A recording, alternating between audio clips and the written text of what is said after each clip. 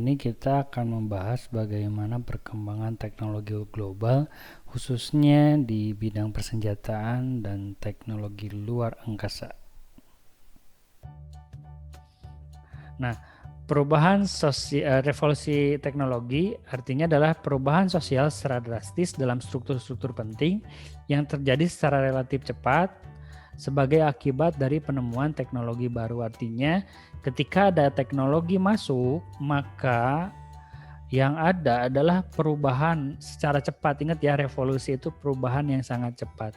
Kalau evolusi itu perubahan yang lambat. Jadi kenapa cepat? Karena contohnya saja, dulu orang harus kirim surat lewat pos, itu nyampe ke Medan perlu seminggu 2 minggu. Sekarang tinggal nyalain HP, ketik di layar HP, lalu kirim udah jadi. Dulu orang kalau mau nelpon ke Medan itu harus datang ke yang namanya warung Telkom, wartel namanya. Dia datang, semenit itu kalau nggak salah 2.000, 4.000, ada tarifnya. Kalau keluar daerah itu lebih mahal. Itu menunjukkan bahwa teknologi itu akan merubah keadaan sosial. Jadi hal yang berjalan lambat, dengan adanya teknologi maka terjadi kecepatan.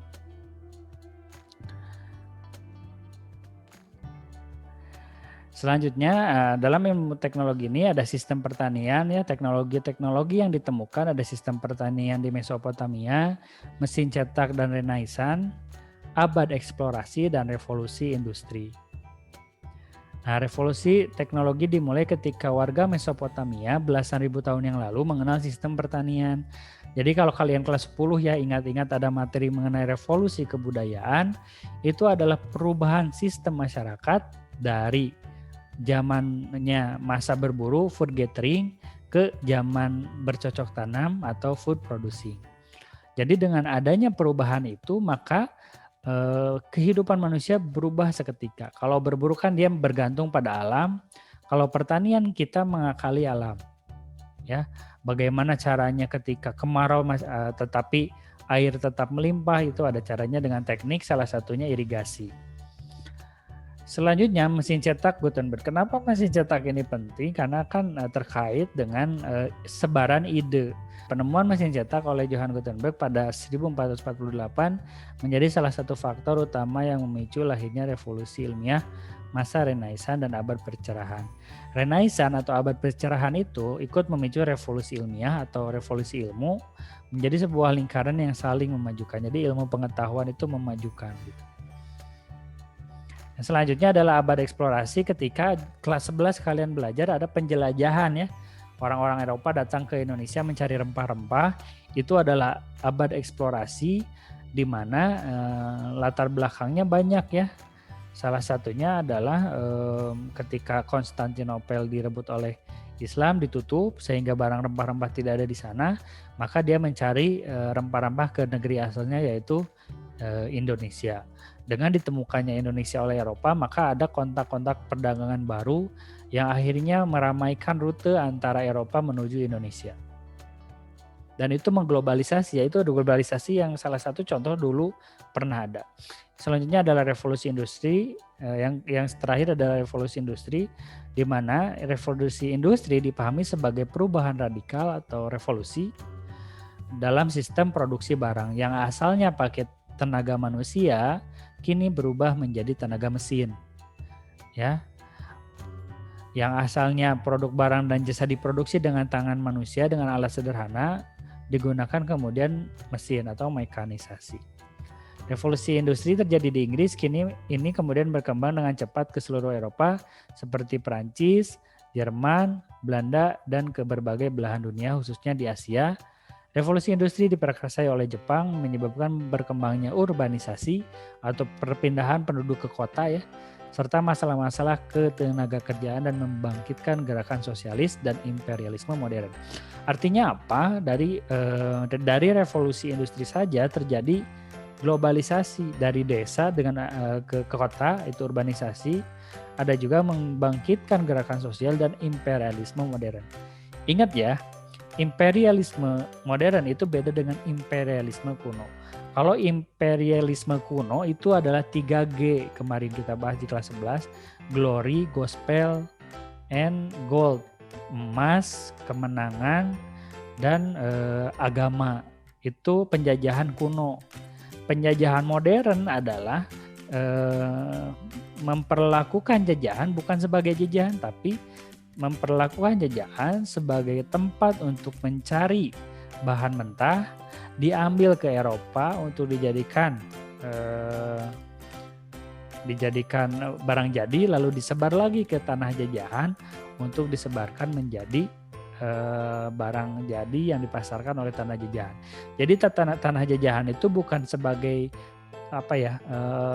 ladang untuk mencari kekayaan, dikeruk kekayaannya bukan hanya itu, tapi bukan tidak berhenti di situ ya, tapi dikeruk kekayaannya, diambil ke Eropa lalu dibalikan lagi ke tanah jajahan untuk disebarkan, untuk dipasarkan. Nah, itu imperialisme modern. Nah, penemuan-penemuan dalam revolusi industri tahap pertama memicu penemuan-penemuan lain pada periode berikutnya. Selanjutnya, iptek, atau kalau tadi globalisasi, sekarang adalah ruang angkasa. Kenapa ruang angkasa ini penting ya? Karena memang dari yang namanya teknologi ruang angkasa itu erat kaitannya dengan perang dingin. Perang dingin ini kalian belajar belum ya? Oh, kalian belajar kelas 11 kemarin Perang Dunia 1 dan Perang Dunia 2. Setelah Perang Dunia 2 itu ada yang namanya Perang Dingin. Perang antara Amerika dan Soviet yang berlomba untuk bahu-membahu mengunggulkan negaranya masing-masing. Salah satu indikatornya adalah ruang angkasa. Nah, persaingan diawali dengan peluncuran Sputnik 1 oleh Uni Soviet yang berlangsung pada tahun 1957.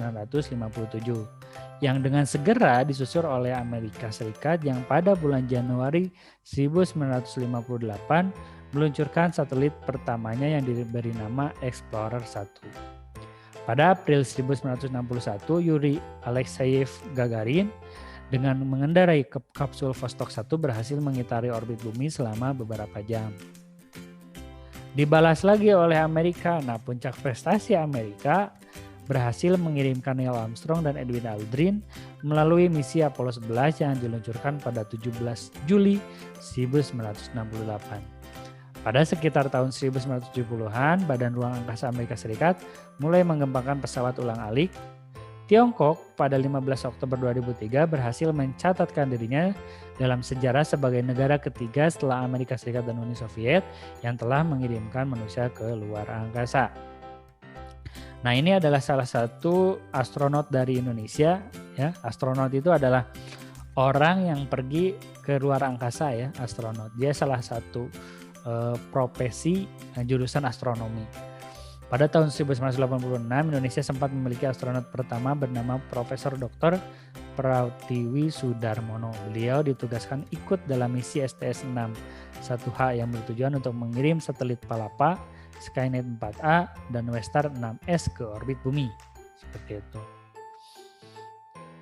Nah, di Indonesia, lembaga antariksa itu yang namanya adalah LAPAN atau Lembaga Penerbangan dan Antariksa Nasional. Ini merupakan lembaga yang dibentuk atas proyek Litbang Roket Ilmiah antara militer, AURI, dan ITB pada 22 September 1962. Nah, LAPAN ini salah satu lembaga BUMN non pemerintah ya, non kementerian, lembaga pemerintah non kementerian, sama kayak BKKBN, AURI, ANRI, Arsip Nasional, dan Perpustakaan Nasional itu semua lembaga non kementerian. Itu perkembangan iptek di bidang ruang angkasa. Nah, selanjutnya ada di bidang senjata. Ini harusnya senjata ya. Nah, ini adalah yang pertama bom. Nah, kalau kemarin kan kita pernah membahas mengenai bom atom ya. Perkembangan iptek salah satu trigger ya, salah satu perkembangan pesat teknologi senjata itu ketika terjadinya Perang Dunia 1 dan 2. Mau tidak mau negara-negara itu berlomba untuk membuat senjata paling bagus, paling yang mampu memusnahkan banyak orang. Akhirnya diadakan proyek Manhattan atau proyek riset yang dikembangkan oleh Amerika Serikat dan Britania Raya Inggris ya antara 1942 sampai 46. Nah, proyek Manhattan ini kemudian membangun dan menguji bom atom pertama. Bom ini dibuat pertama kali oleh Amerika pada 16 Juli 45. Bom atom yang beberapa 3 minggu sebelumnya itu dibuat Amerika, kemudian dikirim ke Hiroshima ya 6 Agustus dan Nagasaki 9 Agustus. Ya. Nah, bagaimana sejarah penemuan bom? Nah, ini diceritakan, ini saya ambil dari Ruang Guru. Jadi bom awalnya berbentuk granat tangan ya, berkembang sebagai amunisi aerodinamis, artinya aerodinamis itu bebas gitu ya, tidak harus dipegang, bisa dilempar lah gitu. Strukturnya yaitu segumpal bahan peledak yang dibungkus kulit logam, di ujung ada pemantik yang akan meledak jika terkena. Nah, bom atom ini pertama kali dibuat oleh Julius Robert Oppenheimer dari Amerika Serikat. Bom atom dipakai AS untuk kepentingan perang. Nah, itu sejarah mengenai bagaimana teknologi penemuan bom. Yang selanjutnya adalah teknologi nuklir. Nah, nuklir ini lumayan ngeri juga ya. Nah, pengembangan nuklir juga dilakukan di negara-negara yang semula tidak memiliki nuklir yang disebut dengan non-nuclear weapon state. Negara tersebut antara lain India, Pakistan, dan Israel. Tidak berhenti sampai di sini, pengembangan senjata nuklir juga dilakukan oleh Iran, kemudian Korea Utara yang telah melakukan 2 kali uji coba. Nah, ini ya materinya. Amerika Serikat bersama sekutunya menerapkan misil teknologi kontrol rezim. Jadi yaitu Badan Pengawasan Teknologi Rudal. Negara-negara yang diketahui mengembangkan rudal ditekan untuk tidak menyebarkannya ke negara berkembang atau oleh MCTR. 8 pernah membuat roket eksperimental RX yang merupakan rudal jarak sedang.